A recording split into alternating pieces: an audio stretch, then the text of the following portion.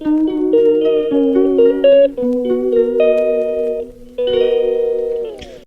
Guys, good morning, welcome back to my channel. So guys, তোমরা সবাই কেমন আছো? আশা করি তোমরা ভালো আছো, আর আমরা সবাই ভালো আছি।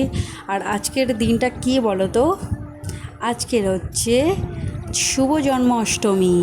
তো দেখো, আমি সকাল সকাল উঠে স্নান করে আলপনা দিয়ে ঘরের যত কাজ ছিল কাজগুলো কমপ্লিট করে চলে এসেছিলাম ঠাকুর ঘরটা গোছানোর জন্য। অলরেডি কিন্তু আমি রান্না করে নিয়েছি, কারণ তোমরা সবাই জানো আমি আগে রান্নাটা করে নিই, তার কারণ আমার ঠাকুর ঘরে ঢুকলে অনেক লেট হয়। ও একটা কথা বলতে তো ভুলেই গেছি আমি, আজকের আমরা সবাই খাবো কিন্তু নাড়ু তালের বড়া। খুব মজা হবে, অনেক দিন পরে খাবো। এই সিজনটা একবারই আসে, এই জন্মাষ্টমীর সময়তেই মনে পড়ে যে তালের বড়াটা খেতে হবে। তো তারপর থেকে কন্টিনিউ মানুষ খেতে থাকে অল্প। আর এখানে দেখো আমি কত কী রান্না করে নিয়েছি আজকে। গুরুজনদেরকে প্রণাম জানিয়ে, ছোটো ছোটো ভাই বোনদেরকে ভালোবাসা জানিয়ে আজকে ব্লগটাকে স্টার্ট করলাম। আর এখানে দেখো আমার পুজো দেওয়া প্রায় শেষ হয়ে গেছে। আর এই যে ধুনোটা দেওয়া হচ্ছে, ধুনোটা না দিলে মনেই হয় না যে পুজো পুজো হচ্ছে বা পুজো পুজো বাড়ি লাগছে। তো সেই জন্য কিন্তু আমি ধুনোটা প্রতিবারই দিয়ে দিই। আর এমনিও মাঝে মাঝে সন্ধ্যেবেলা আমি দেওয়া হয়, ধুনোটা দিয়ে নিই। আর এখানে দেখো ঠাকুরগুলোকে সাজানোর পরে কত সুন্দর লাগছে দেখতে। আমার বিশ্বকর্মা ঠাকুরটা তো দারুণ লাগছে। আর রাধাকৃষ্ণ তো কোনো জবাবই নেই, সাজালে তো খুবই সুন্দর লাগে। তো আমি এখন চলে এসেছি বিয়ে বাড়ি। আমার পিছনের ব্যাকগ্রাউন্ডটা তোমরা ইগনোর করে যাও, তার কারণ বিয়ে বাড়িতে একটু এরকম প্যান্ডেল হতেই থাকে।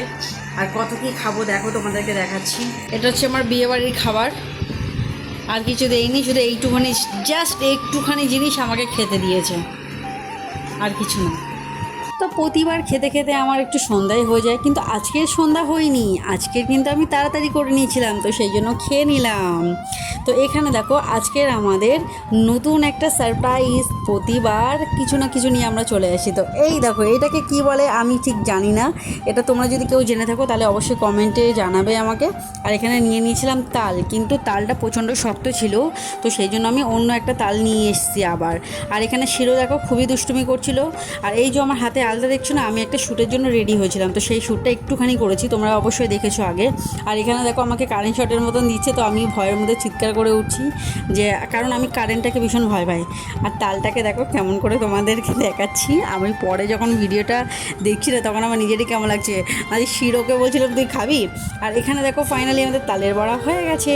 আর আমার পুরনো যে ভিডিওগুলো ছিল সেই ভিডিওগুলো কিন্তু আমাদের টিভির স্ক্রিনে দেখছিলাম, যেহেতু নতুন এইটা লাগানো হয়েছে, তো সেই জন্য ভাবলাম যে ফার্স্টে আমার ভিডিওটা দিয়ে স্টার্ট হোক।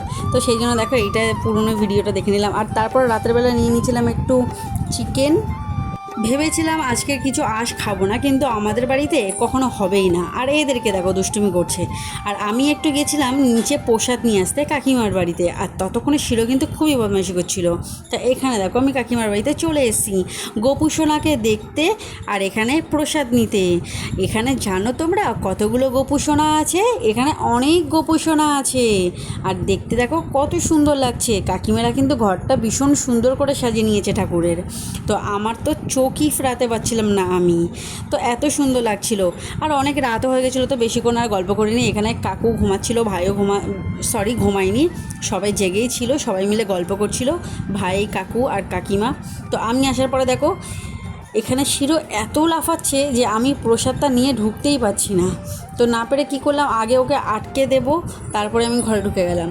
তো এখানে দেখো আমাদের পরের যে রুমটা ছিল সেই রুমটা কিন্তু আবার নতুন করে ডেকোরেশন করা হয়েছে, কারণ আগে যে ডেকোরেশনগুলো ছিল ওগুলো অটোমেটিক খুলে গেছে, সেই জন্য। কেমন লাগছে তোমরা কিন্তু অবশ্যই কমেন্ট করে জানাবে। আর দেখা হচ্ছে নেক্সট ভিডিওতে। যদি ভিডিওটা ভালো লেগে থাকে তাহলে একটা লাইক, কমেন্ট, শেয়ার একদম করবে না। আর আমার পেজটাকেও কিন্তু কেউ ফলো করবে না, কারণ আজকাল তোমরা ভীষণ ফলো করে ফেলেছো।